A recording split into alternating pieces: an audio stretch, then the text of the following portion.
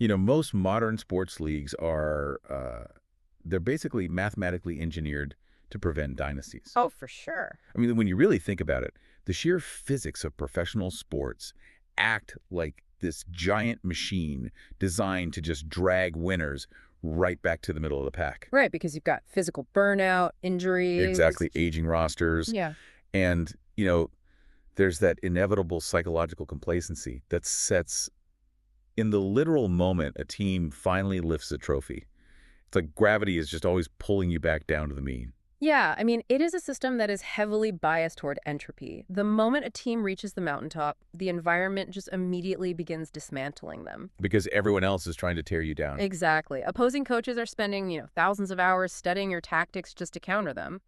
Meanwhile, your own players naturally lose that desperate, clawing hunger that got them to the top in the first place. Sustained dominance is just notoriously resistant to permanent control. Which is exactly why our deep dive today is so completely counterintuitive. Welcome to the deep dive, everyone. Today, we are looking at a single, just heavily detailed source. It's excerpts from a text called The Guardiola Blueprint, Engineering Manchester's Footballing Dynasty. It's a fascinating read. It really is. We are analyzing the tenure of Pep Guardiola. We're looking at how this boy from Catalonia arrived in Manchester with these massive overarching philosophies and somehow managed to just break the mathematical laws of parity. He transformed a football club into a relentless machine. And he did it in a league and an era that is more ruthlessly competitive and frankly well-funded than at any other point in the history of the sport. Oh, without a doubt. I mean, the baseline for mere survival is incredibly high. So the baseline for what he actually achieved is almost unthinkable. But our mission today isn't just to, talk about European football. We are extracting the underlying blueprint of this success so that you, listening right now, can apply it directly to your own life. Right, because it translates to everything. Exactly. Whether you are leading a corporate team, trying to master some complex new skill, or just trying to raise your own personal baseline of performance, the mechanisms we're discussing today are completely universal. Okay, let's unpack this, because before we can really look at how he engineered this machine, we have to look at the raw data of what he actually did. The numbers are wild. They are. The text is very specific here. We are looking at a tenure in Manchester that lasted exactly 10 years. And you have to understand, 10 years in modern top-flight football management is practically a geological era. It's basically unheard of. Right. Just to give you some context, the average lifespan of a manager at a top European club before getting fired is often measured in months. Wow, months. Yeah, or maybe 2 or 3 years if they're, relatively successful. So surviving a full decade at one single club implies this level of constant evolution that stops the whole organization from going stale. And the output of that decade is just staggering. I mean, he delivered 20 major trophies. The breakdown from the text highlights 6 Premier League titles, including this historic 4-in-a-row won Champions League crown and multiple domestic trebles. Which is an insane haul. It really is. But let's pause right there, because for anyone who doesn't spend their weekends watching European football, we should probably clarify what these specific trophies actually represent. Like a domestic treble, for example. That means winning the 3 major competitions in England all in the same 9-month season. Right? Exactly. The Premier League, the FA Cup, and the League Cup. Right. Which basically requires playing upward of 60 highly competitive matches in a single campaign. That sounds exhausting. Oh, the physical and mental toll of a treble is immense. Because you're fighting on 3 completely different fronts simultaneously. You're often playing a high-stakes match every 3 days. And then there's the distinction between the Premier League and the Champions League, which the text makes a point of. The Premier League is this grueling 38-game marathon against the same domestic games. But the Champions League is the elite cross-Europe tournament that ends in knockout rounds. Right, and that's a huge difference because the Premier League basically measures ultimate consistency.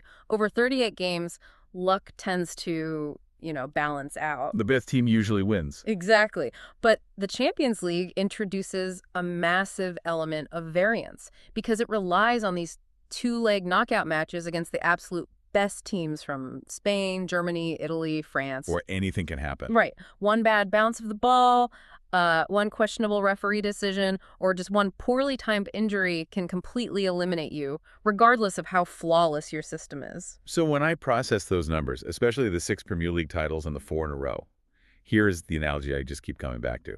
Winning one championship is like catching lightning in a bottle. Oh, definitely. You need incredible skill, absolutely, but you also need the universe to kind of line up for you. You need a little magic and some good luck on the injury front. Yeah. But winning 4 in a row, that is not catching lightning. That is engineering a highly functioning power plant. I love that analogy. Right, because you aren't hoping for a sudden strike of energy.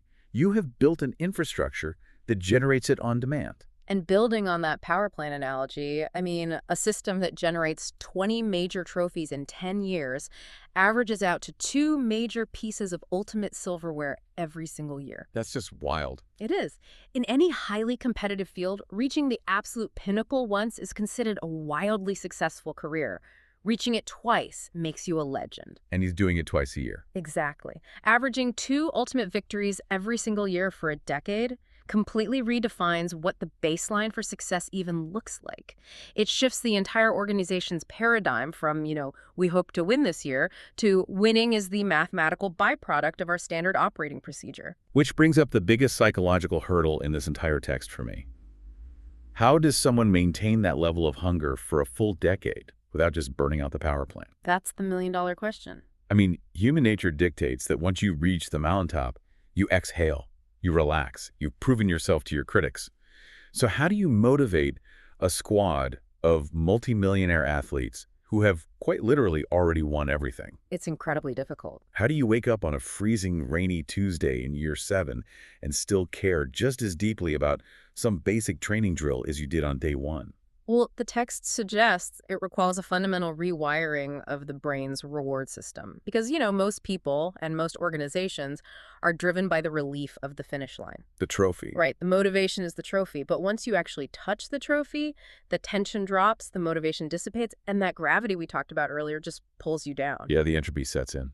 Exactly. So to sustain dominance, the leader has to make the process of executing the system deeply rewarding and, frankly, more intensely scrutinized than the actual trophy presentation itself. So the hunger isn't for the silver cup anymore. No, the hunger has to be directed at the flawless execution of the blueprint.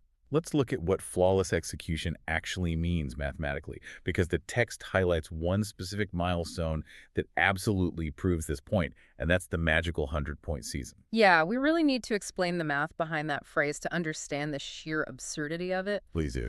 So, in the Premier League, you play 38 games. You're awarded 3 points for a win, 1 point for a draw, and 0 points for a loss. The absolute maximum points a team could theoretically earn is 114. Okay, so to hit exactly 100 points. You would have to win 32 matches, draw 4, and lose only 2 out of a 38-game schedule. Wow. You're dropping a total of just 14 points over 9 grueling months. It requires a level of near perfection where you basically cannot afford an off day. Right, there's no coasting. None.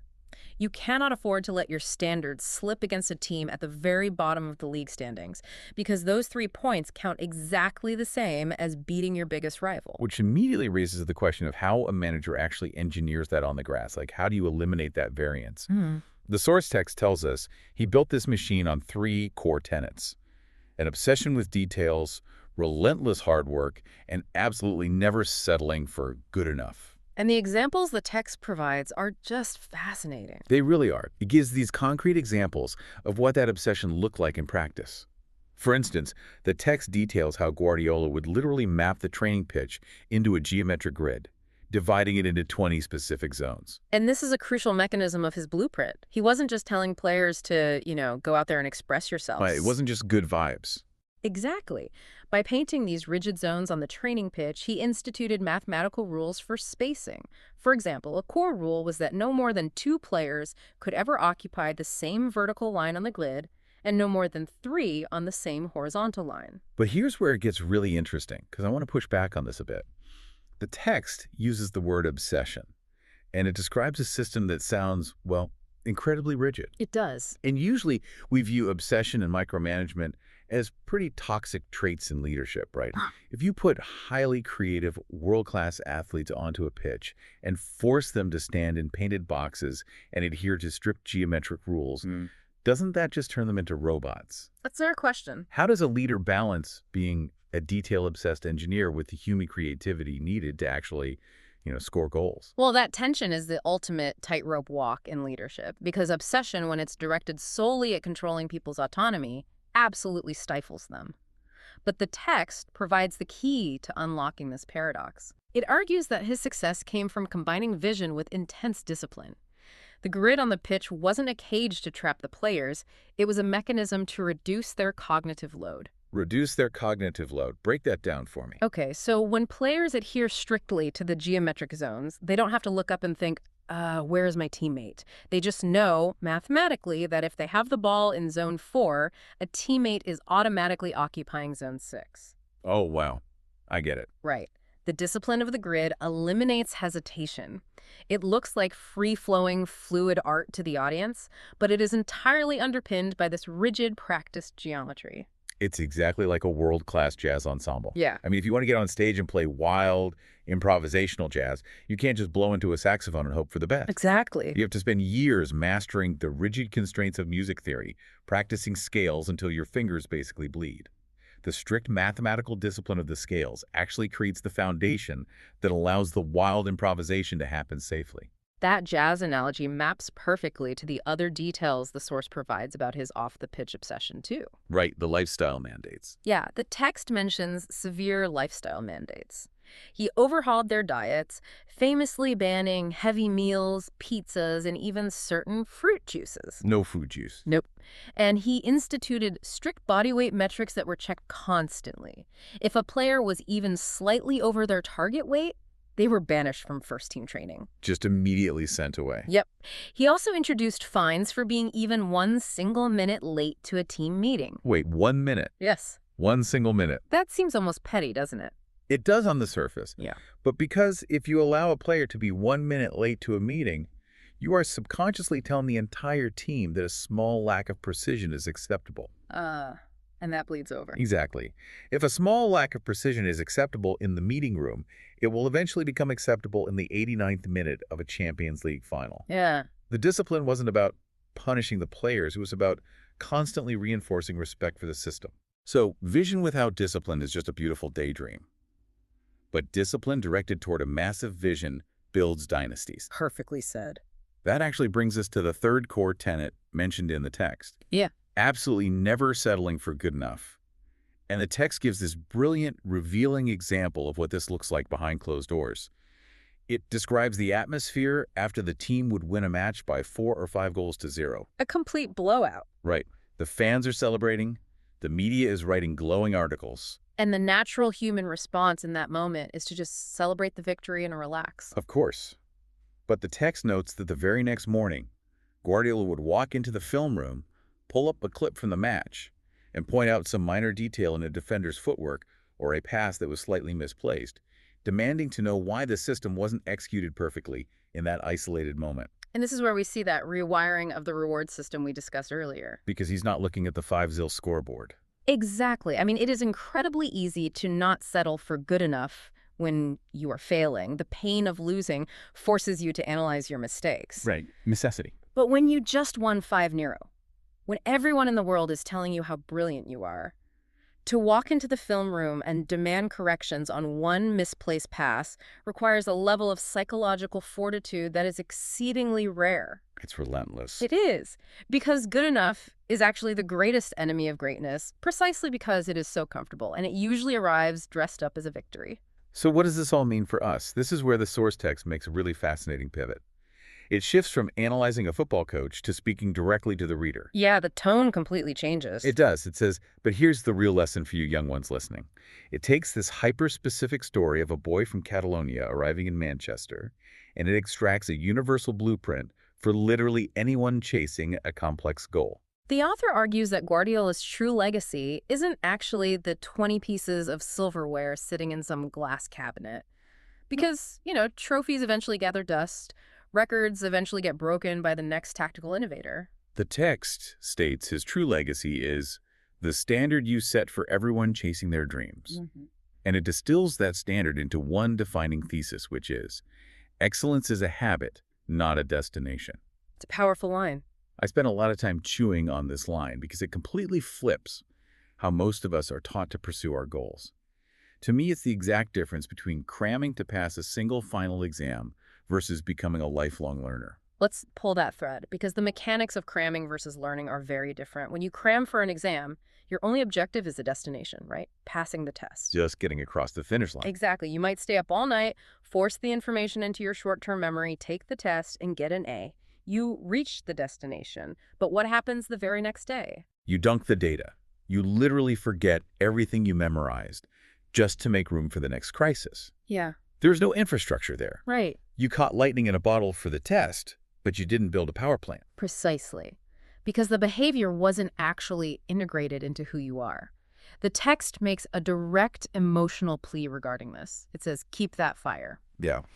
When we look at our own daily lives, whether you're writing thousands of lines of code, prepping for a high-stakes board meeting, studying a new language, or even raising children, are you just cramming for the test? Just surviving until Friday. Right. Are you just trying to survive until Friday so you can collapse? Yeah. Or are you applying the PEP standard? And applying the PEP standard means entirely letting go of good enough in the minutiae of your day. It means making excellence an involuntary reflex. Yeah. A habit is something you execute repeatedly, almost subconsciously, like, brushing your teeth or locking your front door. It's just what you do. Exactly. If excellence is truly a habit, it means you don't just magically turn it on for the championship game or the big quarterly presentation. You execute it on the completely mundane, invisible tasks. Even when no one is looking. Especially then. You execute it when the stakes are zero. It dictates the way you tie your boots before training. It dictates the grammar and clarity you use in a routine email to a colleague. It dictates how you organize your notes. Because if you wait for the destination if you wait for the big moment to finally decide to be excellent, you won't actually know how to do it when you arrive. You won't have the muscle memory. Exactly. The mathematical grid won't be mapped in your head. The machine won't be built. That's spot on. The standard itself is the legacy. When a leader institutes a cultural expectation that mediocrity is fundamentally incompatible with the environment, that standard infects everyone who comes into contact with it. It becomes the new normal. Right. It raises the baseline of performance for the entire ecosystem long after the leader has moved on. Let's bring all of this together. We started with a look at a massive 10-year dynasty in Manchester. 20 major trophies, 4 consecutive Premier League titles, and a magical 100-point season that practically defied the gravitational laws of modern sports. It was an anomaly. Truly. And he didn't achieve this by simply motivating his players with fiery speeches. He achieved it by engineering a highly controlled machine. A machine built on the marriage of vast vision and microscopic discipline. Yes. He proved that an obsession with detail, whether that's mapping the pitch into rigid zones or monitoring the exact weight of his players, isn't a hazard if it is pointed toward a higher standard. It's a tool. Right. He proved that the true danger to a legacy isn't failure, but rather settling for good enough while you are actively winning. And the ultimate takeaway for you, listening right now, is that while you might not be trying to win a Champions League For final, you decades, might not be English managing a football was billion-dollar defined football by club. attrition. You are building your Success own in this legacy league right usually now, meant today. surviving Every a single day. grueling The calendar, standard you where hold physical yourself to grit on a mattered random, far more than exhausting technical Tuesday skill. afternoon Teams is won the through exact sheer blueprint willpower, for your and own dominance dynasty. rarely lasted more You are than a couple building of it seasons. brick by brick, Manchester through your daily City habits. existed right Because in the middle of excellence this is a scrap. habit, They not a possessed deep destination. pockets Which and leaves us massive with one ambition, final, but they lacked a deeply provocative definitive, thought to chew on. globally feared We identity. talked extensively today Meanwhile, about building over this power 1,000 plant. miles We away have. in We've talked about the Catalonia, relentless a manager was daily building a discipline required to completely maintain the different grid. philosophy. But if the text Pep is right, Guardiola if grew up in a excellence is truly footballing culture daily habit obsessed rather with than a technique final and spatial destination, control, you developing have a to set of just cross off standards a list. so exacting What they happens when you bordered on the finally impossible. achieve your biggest dream? When If there Guardiola is no finally final arrived finish in line where you Manchester, were the finally allowed contrast to was just immediate. stop, He exhale, brought and a rest. highly Does the refined endless tactical habit of vision excellence into a eventually become a notoriously heavy, physical, exhausting burden to industrial carry? environment Or, that was openly and this is the real skeptical of his question, methods? is that The relentless pressing daily question routine was the whether a only thing highly that actually keeps you complex, from losing your possession-based mind vision and your could purpose actually when all the survive the cheering finally punishing stops? English calendar Think without about that the next time compromising. you sit down to do He the didn't mundane bend. work. He Thank you so much for systematically joining us on this deep dismantled dive. the We'll catch English you next time. approach to winning.